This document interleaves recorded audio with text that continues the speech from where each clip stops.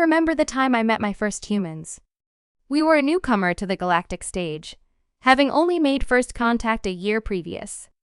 The fact that our homeworld was largely covered in surface water made it a relative oddity for starfaring species, but not wholly unknown.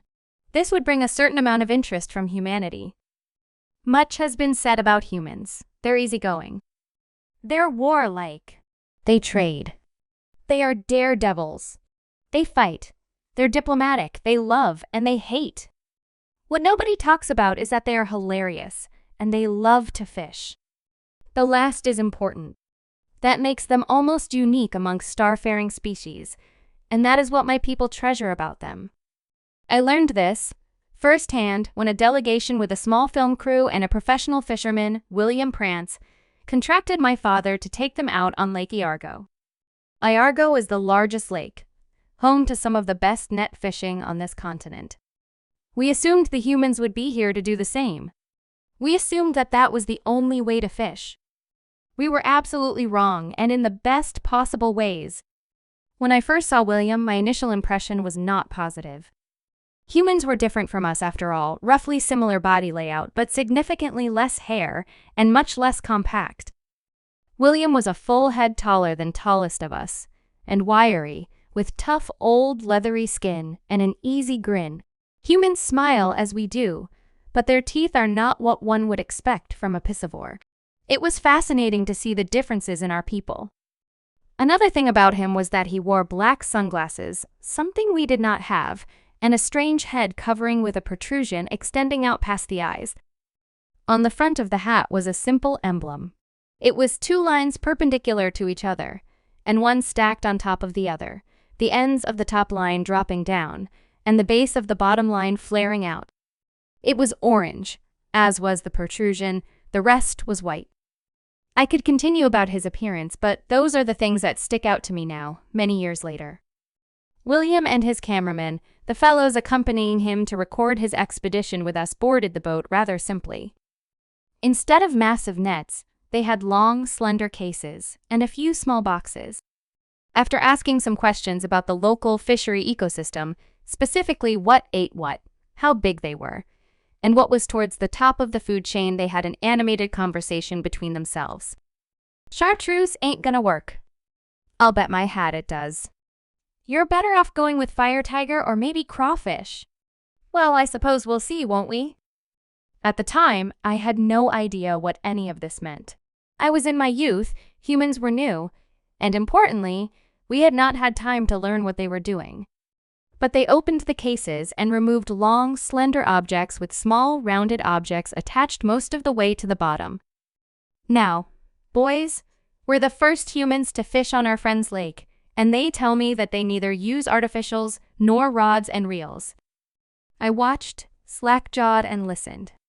At a glance, I could not figure out how they were to catch anything on this equipment. For us, fishing was a team activity. We swim out with a net and herd in a school.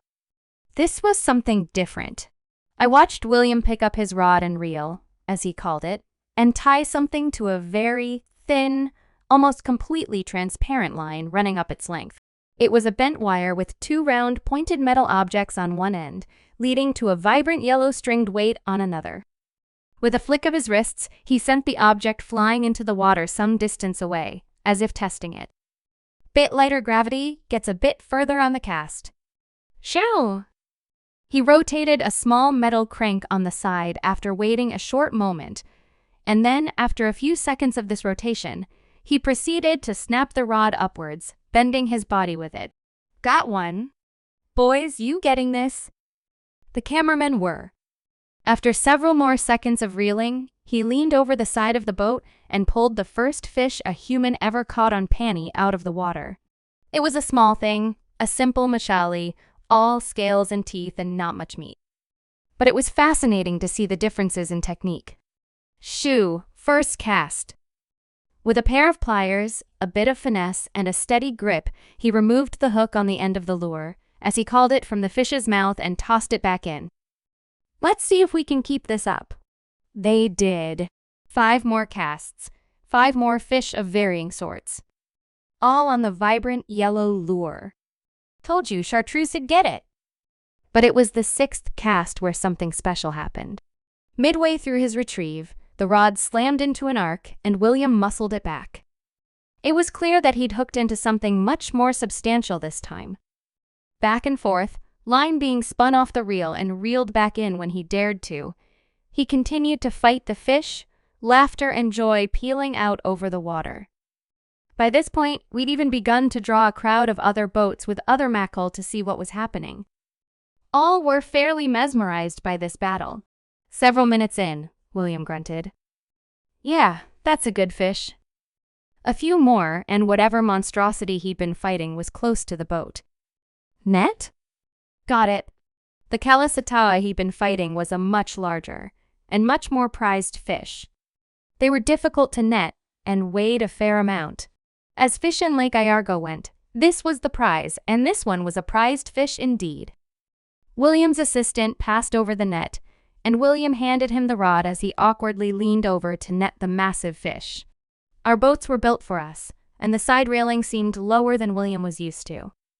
He scooped the fish into his net and promptly lost his balance, falling into the lake with a resounding splash. Dia DGUMMIT. It was in that moment he gave us the second greatest gift after human-style fishing. The blooper reel.